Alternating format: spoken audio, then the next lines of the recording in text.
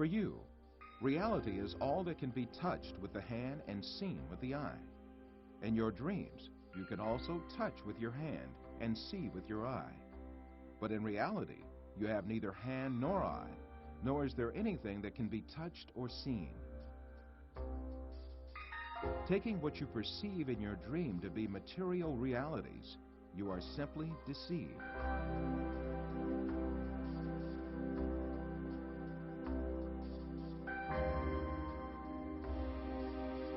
For example, a person deeply asleep in his bed may see himself in an entirely different world in his dream.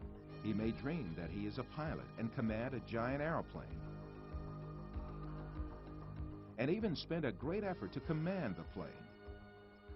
In fact, this person has not taken even one step away from his bed. In his dreams, he may visit different settings and meet with friends, have a chat with them, eat and drink together. It is only when the person awakes from his dream that he realizes all were only perceptions. If we are able to live easily in an unreal world during our dreams, the same thing can equally be true for the world we live in. When we wake up from a dream, there is no logical reason for not thinking that we have entered a longer dream that we call real life. The reason we consider our dream to be fancy and the world as real is nothing but a product of our habits and prejudices.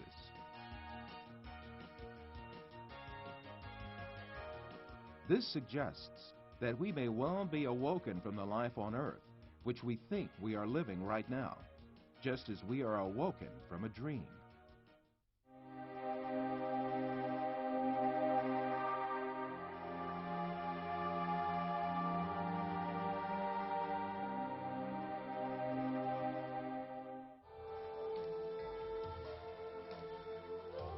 After all these physical facts arises the question of primary importance.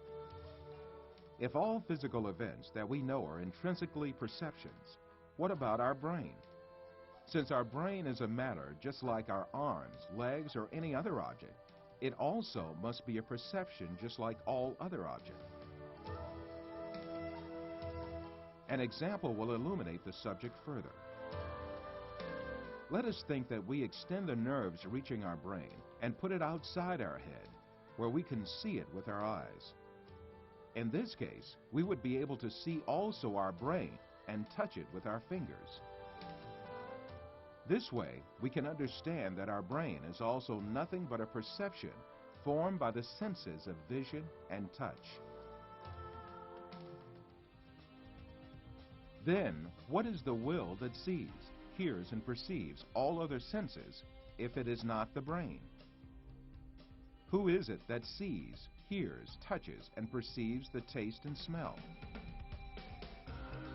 Who is this being that thinks, reasons, has feelings, and moreover that says, I am me? One of the important thinkers of our age, Karl Popper, also poses the same question. Since the Greeks, philosophers have been thinking about the ghost in the machine, the small man within the small man, etc. Where is I, the person who uses his brain? Who is it that realizes the act of knowing? As St. Francis of Assisi said, what we search for is the one that sees. In fact, this metaphysical being that uses the brain, that sees and feels, is the soul. What we call the material world is the aggregate of perceptions viewed and felt by this soul. Just as the bodies we possess and the material world we see in our dreams have no physical reality, the universe we occupy and the bodies we possess now also have no physical reality. The real absolute being is the soul. Matter consists merely of perceptions viewed by the soul. Yes, even if we start with the presupposition that matter is real, the laws of physics, chemistry, and biology all lead us to the fact that matter consists of an illusion, and to the inevitable actuality of a metaphysical matter. This is the secret beyond matter. This fact is so definite that it alarms some materialist scientists who think matter to be the absolute being. Science writer Lincoln Barnett says in his book, The Universe in Einstein, along with philosophers' reduction of all objective reality to a shadow world of perceptions, scientists have become aware of the alarming limitations of man's senses.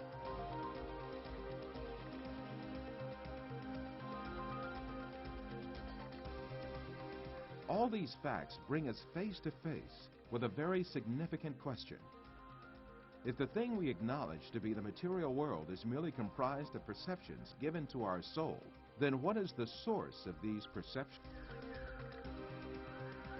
In answering this question, we must consider the fact that matter does not have a self-governing existence by itself, but is a perception.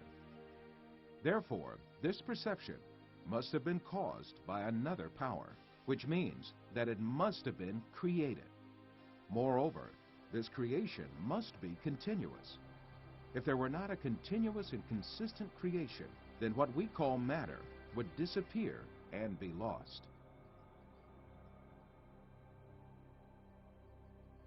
This may be likened to a television on which a picture is displayed as long as the signal continues to be broadcast. If the broadcast stops, the image on the screen will also disappear.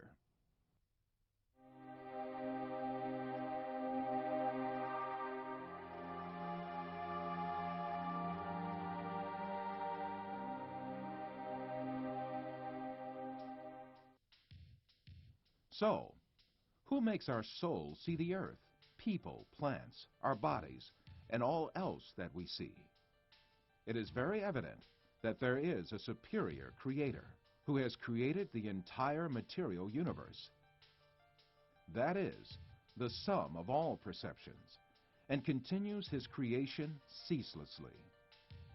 Since this creator displays such a magnificent creation, he surely has eternal power and might. All the perceptions he creates are dependent on his will, and he dominates everything he has created at any moment.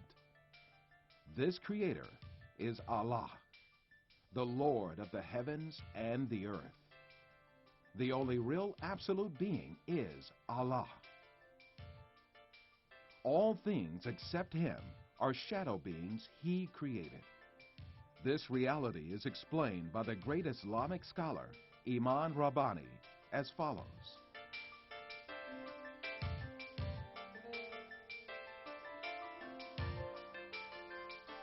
Allah, the substance of these beings which he created, is but nothingness. He created all in the sphere of senses and illusions. The existence of the universe is in the sphere of senses and illusions, and it is not material. In reality, there is nothing in the outside except the glorious being, who is Allah.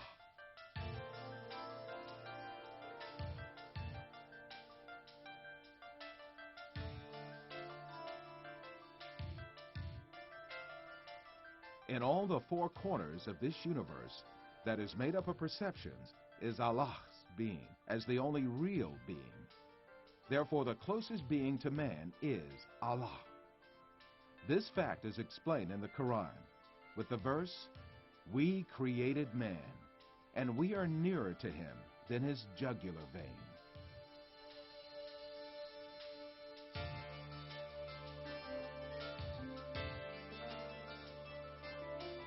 Wherever we are, Allah is with us. While you watch this film, the closest being to you is Allah, who creates everything you see at any moment. As long as Allah makes us see images and gives sensations related to this world, we continue to live in this world. When he ends the images and sensations belonging to this world, shows us the angels of death, and gives perceptions of a different dimension, this means we have died. The day of resurrection, judgment, heaven, hell, and all our eternal life will be created in the same way for us. To create all these is too easy for Allah, who displays the evidence of His eternal power and infinite knowledge to us, yet in this world.